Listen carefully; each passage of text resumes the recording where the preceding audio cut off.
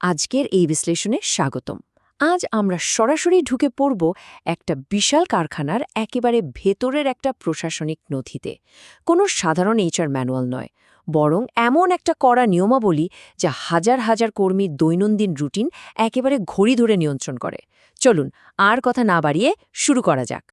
স্ক্রিনে এখন যে আসল লিভ অ্যাডজাস্টমেন্ট গাইডলাইন বা ছুটি সমন্বয় নির্দেশিকাটি দেখা যাচ্ছে, এটা বেক্সিমকো ফার্মাসিউটিক্যালস পিএলসি এর একদম খাঁটি একটা ডকুমেন্ট। আর মজার ব্যাপার কি জানেন, ফ্যাক্টরি অ্যাডমিনিস্ট্রেশনের ম্যানেজারের সই করা এই নথির তারিখটা খেয়াল করুন, ২৯শে মার্চ ২০২৬। বোঝাই যাচ্ছে কর্পোরেট পরিবেশে কারখানার রোজনামচা ভবিষ্যতে কতটা নিখুঁত আর সুনির্দিষ্ট হতে যাচ্ছে তার একটা জ্বলঞ্জত প্রমাণ এটা। আমাদের আজকের এই পুরো জার্নিটাকে ৫টা ভাগে ভাগ করা হয়েছে। প্রথমে লিভ বেনিফিট বা ছুটির সুবিধা, এরপর প্রবেশন পিরিয়ড পার করার লড়াই, রুটিন বা দৈনন্দিন ছুটির নিয়ম, চিকিৎসা ও পারিবারিক ছুটি এবং সবশেষে সামান্য দেরিতে আসার বা ছোটখাটো অনুপস্থিতির হিসেব নিকেশ। তো শুরুতেই আসা যাক পর্ব ১-এ, দ্য লিভ বেনিফিট অ্যালাউন্স, অর্থাৎ কর্মীদের জন্য ছুটির একেবারে বেসিক হিসেবটা কেমন।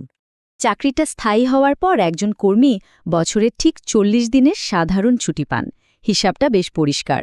বার্ষিক বা অ্যানুয়াল লিভ ১৫ দিন, মেডিকেল লিভ ১৫ দিন, আর ক্যাজুয়াল লিভ বা নৈমিত্তিক ছুটি হল ১০ দিন। কিন্তু এখানেই একটা ছোট্ট টুইস্ট আছে। এই যে ১০ দিনের ক্যাজুয়াল লিভ, এটা কিন্তু চাইলেই একসাথে কাটানো যাবে না। একটানা সর্বোচ্চ ৩ দিনের বেশি এই ছুটি নেওয়ার কোনো সুযোগ নেই। এই সংখ্যাগুলোই মূলত সারা বছরের ছুটির একটা বেসলাইন তৈরি করে দেয়। এবার যাওয়া যাক পর্ব ২-এ, সার্ভাইভিং দ্য প্রবেশন পিরিয়ড, মানে চাকরি শুরুর প্রথম ওই শ্বাসরুদ্ধকর ৬ মাস। কারখানায় পা রাখার প্রথম দিন থেকেই কিন্তু নিয়ম এক্কেবারে পাথরের মতো শক্ত। শুরুতেই আছে জিরো লিভ পলিসি। সহজ কথায়, প্রথম ৬ মাসের শিক্ষানবিশ বা প্রবেশন পিরিয়ডে কোনো ধরনের ছুটি নেওয়া যাবে না। শুনতে বেশ কঠিন মনে হচ্ছে, তাই না?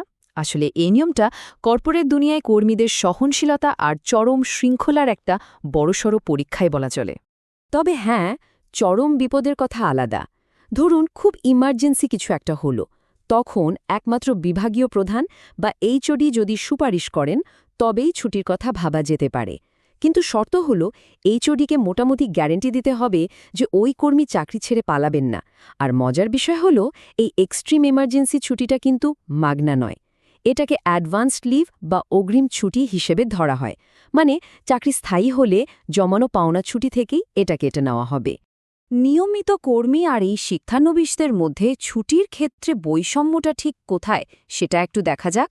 কোনো সরকারি বা কোম্পানির ছুটির আগে পরে একজন নিয়মিত কর্মী ছুটি নিলে সেটার হিসাব হয় একরকম, কিন্তু একজন প্রবেশনার যদি ভুল করেও একই কাজ করেন, ব্যাস কোম্পানি সোজা নিয়ম, পুরোটাই লিভ উইদাউট পে বা বিনা বেতনের ছুটি।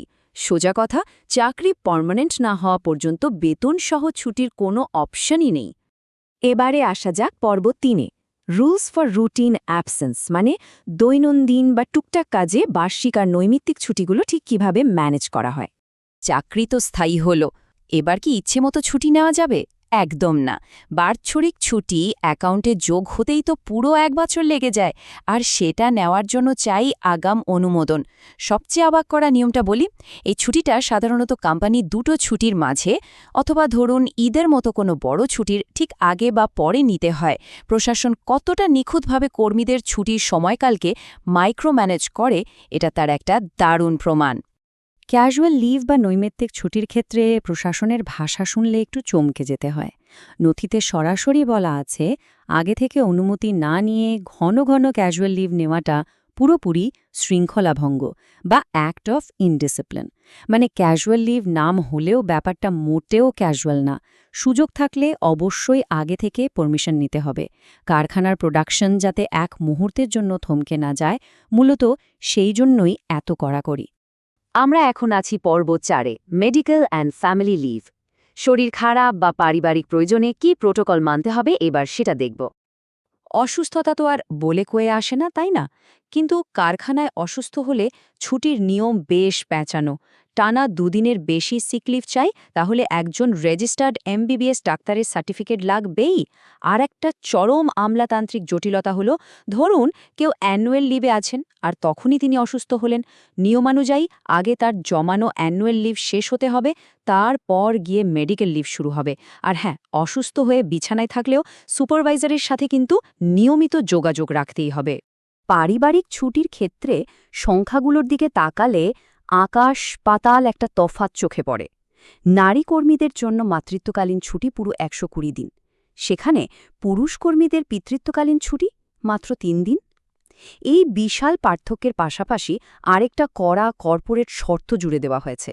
এই ছুটিগুলো কিন্তু সর্বোচ্চ 2 সন্তানের ক্ষেত্রেই পাওয়া যাবে, এর বেশি নয়।